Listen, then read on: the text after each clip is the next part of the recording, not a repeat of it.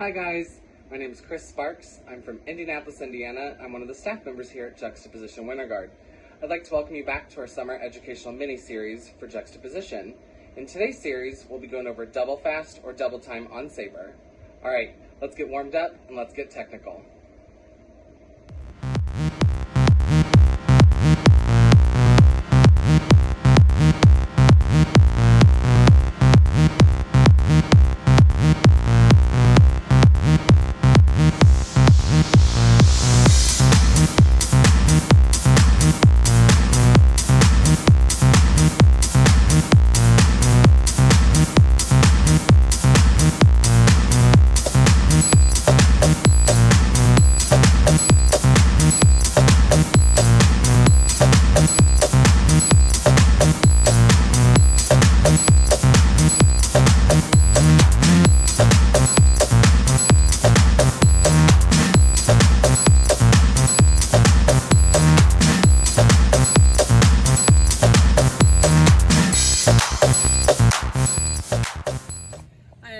Now that we're warmed up, we're going to go ahead and start talking about actual double time or double fast.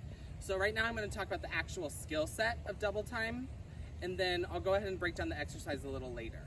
So when we do double time, you want to make sure that you're spinning just a normal consecutive spin, and we're ending about 5 inches below that tape, which is just where our balance point would be just for a normal spin spot as we go just to do regular spins. Now as I go to the top and I flip, that's going to be about 3 to 5 inches again from the hilt. That way again it's just the balance point that's the easiest to get the weight of the saber in your hands. So as I'm going into it, I really want to think about using the speed of that hilt to kind of swing and lift me up into the top of my blade. So I almost think about going slightly to this angle as opposed to straight up and down, just so that I can actually get some swing motion into it. So going from the bottom of the blade to the top, I really use the weight of my hilt to my advantage, and I just lift to get to the top.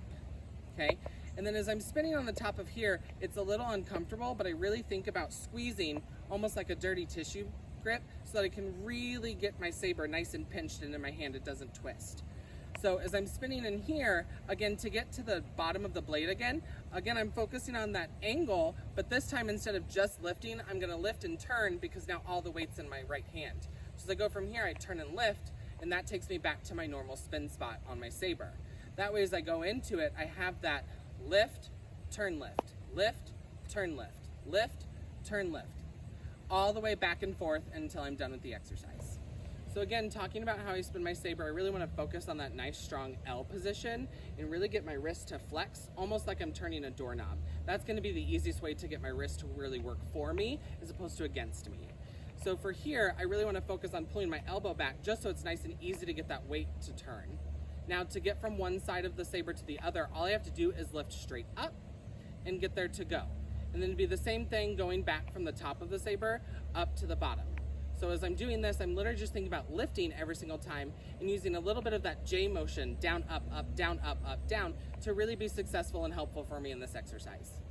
All right, so now that we understand where we're spinning on the saber, and we've talked a little bit about our spin spot, I just want to talk one more time about how we're spinning. So from the side, if you lift from here, I'm really thinking about keeping it nice and close so that way I can get a good grip as I switch to the top of the saber. Every single time I can really focus on keeping it nice and close, and again, I'm focusing on that wrist turn, like that doorknob, and that dirty tissue grip, just to really give me a nice good squeeze so it makes me, again, a little bit more successful. So I lift, turn, lift, turn, all the way through the exercise. So now that I understand the concept of my double time or double fast, I'm going to go ahead and throw it into an exercise. This one's just super simple. It's not right or wrong depending on what you're trying to teach, but this one's just really easy to break down just the spin weight and the concept, again, of getting from bottom to top and etc. So from here, I'm going to start with just regular 8 spins and then flip to the top. So I'm going to start with 1, 2, 3, 4, 5, 6, 7, 8, and a 1. Yeah, that way I can get to the top of the blade. Now, something I like to talk about from here, I really want to think about squeezing and making almost like a speed change, going from that 8 and a 1 and 2. Again, just because the weight changed from the bottom where I'm spinning on the bottom part of the blade to the top now that I'm here. So I really want to focus on from here, thinking about 5, 6, 7, lift, and a slower 3. And that'll really get my hand underneath me and feel really, really comfortable as I go into those spins. So from here, I'll do the same thing. Now I'd have 1, 2, 3, 4, 5, 6, 7, 8, and a 1, I'm going to go back to that top. Again, thinking about the turn and the lift going from one side of the saber to the other. So now I'm going to cut it in half. I'm going to go from 8 to 4. So now I just finished 8 on the top part of my blade. I'm going to finish, I just squeezed 1 and 2, 3, 4, and a 1. Again, going now to the top of the blade, so I can do 1, 2, 3, 4, and a 1. And now half of 4 would be 2, so I'm going to go ahead and start speeding it up so I can get used to the shift of the weight once I start doing regular bottom tops. So now that I did my 4s, I have my 1, 2, and a 1, 2, and a 1. So I did 8 spins on the bottom of the blade, 8 spins on the top, 4 spins on the bottom, 4 spins on the top, 2 spins, and 2 spins. Again, just working on the weight change of everything so that it's nice and consistent once I start doing my bottom tops.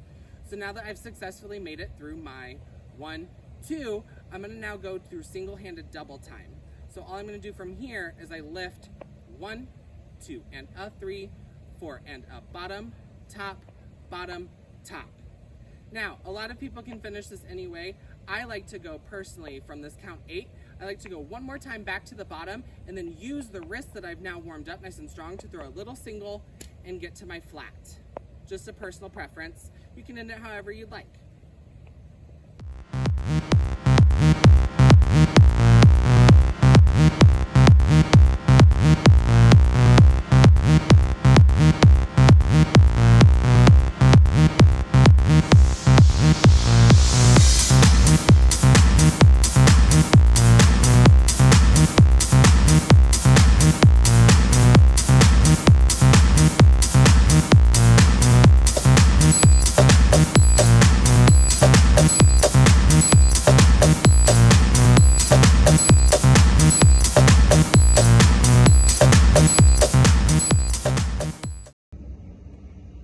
Hey guys, welcome back. We hope that went well for you, and thank you again for joining our summer mini-series. If you'd like some educational feedback from a staff member, or just want to show off what you learned today, feel free to post on social media, tag us, and use the hashtags, #JuxtaLearn, #JuxtaMove, and #JuxtaPositionWG. Alright, we'll see you next time. Thanks guys!